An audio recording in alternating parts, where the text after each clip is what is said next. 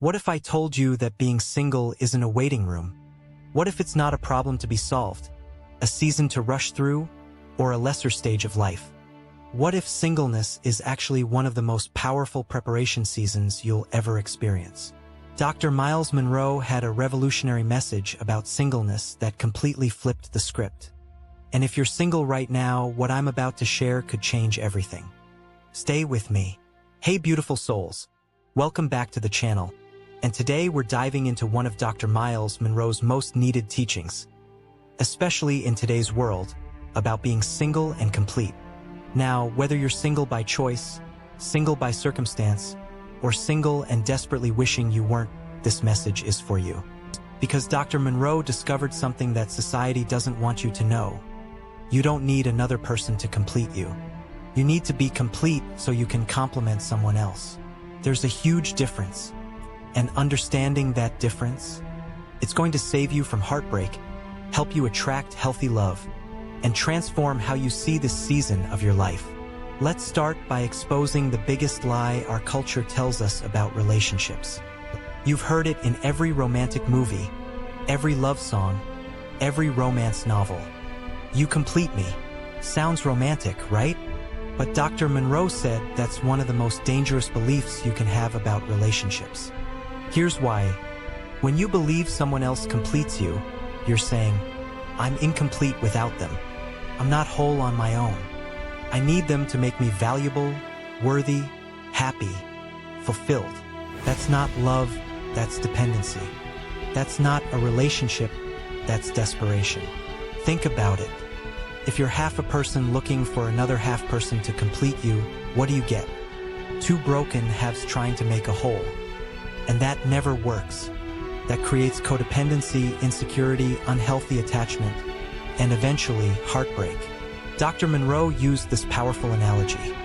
Imagine you're trying to build a house and you only have half the materials. You find someone else who also only has half the materials. You put your halves together and what do you have? A shaky, unstable structure that's going to collapse the moment pressure comes. But now imagine you're a complete, whole, fully built house. And you meet someone else who's also a complete, whole, fully built house. When you come together, you don't just have one house, you have a compound. You have stability, strength, abundance. That's the difference between completion and complement. And it changes everything. Now, here's where Dr. Munroe's teaching gets really beautiful. He said, single is not a status.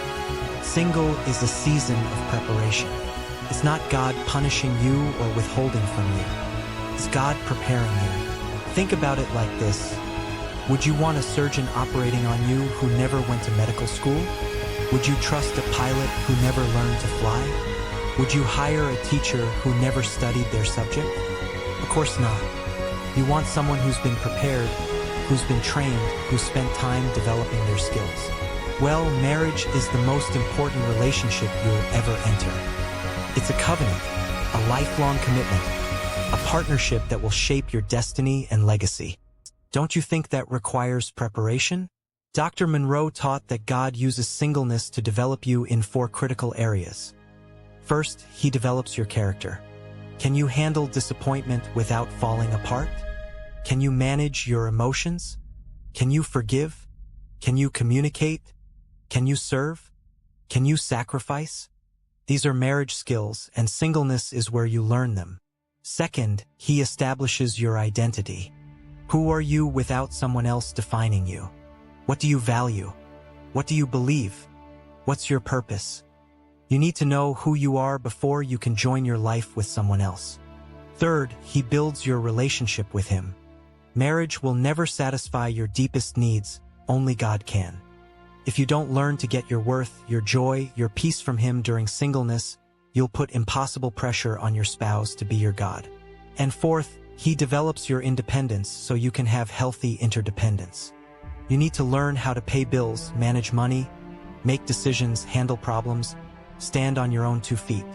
Not so you stay alone, but so when you marry, you're bringing strength, not neediness. Singleness isn't the waiting room before your real life starts.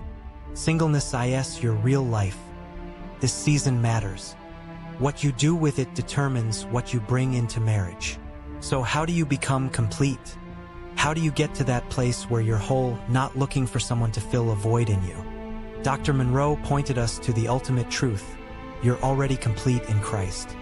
Colossians 2 verse 10 says, "You are complete in Him." Not you will be complete when you get married. Not you're complete when you find the one. You are complete. Present tense. Right now, think about the story of Adam and Eve. Before God created Eve, He looked at Adam and said something interesting. He said, "It's not good for man to be alone." Notice He didn't say, "It's not good for man to be single." He said alone. There's a huge difference. You can be single and not alone. Adam was single, but he walked with God every day. He had purpose. He had work. He had fellowship. He was complete in God. Eve wasn't created to complete Adam. She was created to complement him, to be a suitable partner for the work God had given him. So becoming complete means finding your identity in Christ, not in a relationship status. You're not single Sarah or unmarried Mike. You're a child of God, created with purpose, loved unconditionally, valued infinitely. It means developing a deep, intimate relationship with God. Prayer isn't just something you do. It's a conversation with your Creator. Worship isn't just singing. It's connecting with the one who knows you completely and loves you perfectly. It means pursuing your purpose. What has God called you to do? What gifts are inside you? What problems do you want to solve? What impact do you want to make? Don't put your dreams on hold waiting for marriage. Pursue them now. It means healing from past wounds. If you've been hurt, betrayed, rejected, deal with it now. Don't bring unhealed wounds into a new relationship. Get counseling, do the inner work, forgive, let go. Come to marriage healed, not hoping marriage will heal you. It means becoming financially responsible. Can you budget? Can you save? Can you manage money? Don't look for someone to rescue you financially. Be financially stable so marriage is a partnership, not a rescue mission. And it means developing emotional maturity. Can you handle conflict? Can you communicate your needs? Can you regulate your emotions? Can you delay gratification? Can you think about someone else's needs, not just your own? When you're complete in Christ, you're not desperate. You're not settling. You're not tolerating disrespect or unhealthy behavior just to avoid being alone. You know your worth, you know your value, and you're willing to wait for someone who recognizes it too. Now let's get super practical. What should you actually be doing during your single season? Dr. Munroe gave us a blueprint, and it's gold. First, invest in yourself. Read books, take courses, develop skills, work on your physical health, your mental health, your spiritual health. Become the person you want to marry. If you want someone healthy, be healthy. If you want someone growing, be growing. Second, build meaningful friendships. Your spouse shouldn't be your only friend. Develop deep, authentic relationships with people who know you, challenge you, support you. Practice vulnerability, communication, conflict resolution in friendships. These skills transfer to marriage. Third, serve others. Volunteer, mentor, give your time and talents. Dr. Munroe said, "The purpose of life is not to be happy. It's to matter, to be productive, to make a difference." Do that now. Don't wait for marriage to start making an impact. Fourth, learn about healthy relationships. Study what makes marriages work. Read books on communication, conflict resolution, emotional intelligence. Talk to healthy married couples. Learn what you should look for and what red flags to avoid. Fifth, develop your prayer life. Ask God to prepare you for your spouse while He's preparing your spouse for you. Pray for their protection, their growth, their healing, and ask God to show you the areas in your life that need work. Sixth, write down your non-negotiables. What are your core values? What are your deal breakers? What do you absolutely need in a spouse? Not your preference list, your principles. And be honest. Do you meet those standards? If not, work on yourself first. And seventh, enjoy this season.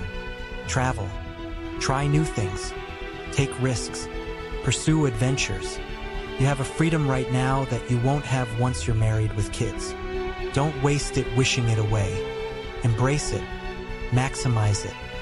Enjoy it. Let me tell you about Christina. She spent her 20s desperately looking for the one. She dated anyone who showed interest.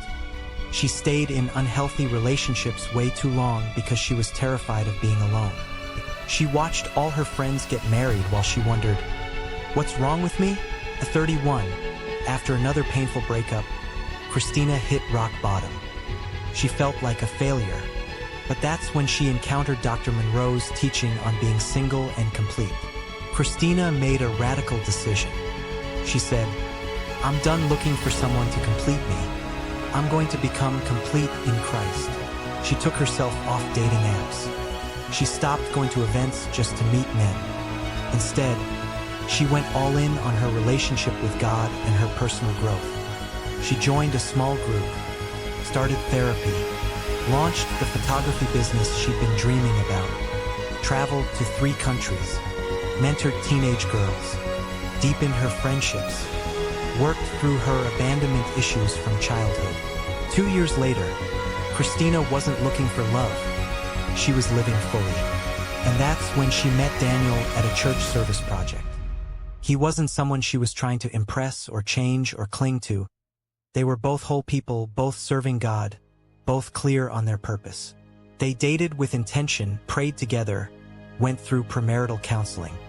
Christina told me, I'm so grateful I didn't meet Daniel when I was desperate and broken. I would have ruined it. But because I let God complete me first, I could compliment him instead of clinging to him.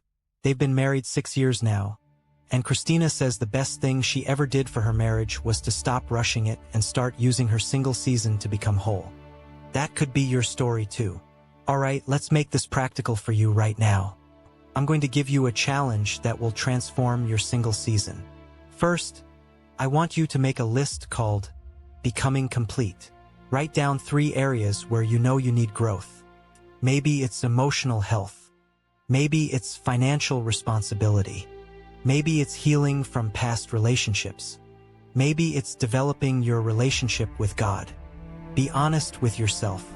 Second, for each area, write 1 specific action you'll take this month. Not someday I'll work on this, but by October 30th I will. Maybe it's schedule my first therapy session. Maybe it's create a budget and stick to it for 30 days. Maybe it's pray for 15 minutes every morning. Third, I want you to make a declaration. Say it out loud right now. I am complete in Christ. I don't need someone else to make me whole. I'm using this season to become the person God created me to be. And fourth, stop consuming content that makes you feel desperate about your relationship status. Unfollow social media accounts that make you feel less than because you're single. Stop watching movies that make singleness look like a tragedy. Surround yourself with messages that honor this season. Remember, this isn't the waiting room. This is your life. Live it fully. If this message is shifting your perspective on singleness, if you're starting to see this season as preparation instead of punishment, hit that like button and tell me in the comments. What's one area where you're committing to grow during your single season? What's one way you're going to invest in becoming complete? And listen, if you want more content that helps you become the healthy, whole, purposeful person God created you to be, whether you're single, dating, or married, subscribe to this channel and ring that notification bell. We're building a community of people who refuse to settle, who are committed to health over haste, and who believe that wholeness attracts wholeness. Join us. I want to leave you with this truth that changed my perspective. Your relationship status doesn't determine your value. God doesn't love married people more than single people. He's not more pleased with couples than with individuals. You are fully loved, fully valued, fully purposed right now, exactly as you are. Single or married, you are complete in Christ. So don't rush this season. Don't waste it wishing it away. Don't despise it or resent it. Embrace it, maximize it, Let God use it to shape you, heal you, prepare you for everything He has ahead. And when the right person comes, and if marriage is God's plan for you, they will come. You won't be two broken halves trying to make a whole. You'll be two complete people coming together to build something beautiful. Until then, be complete, be whole, be you, and trust that God's timing is always perfect. I'll see you in the next video. Until then, live fully, love deeply, and remember, you are already complete.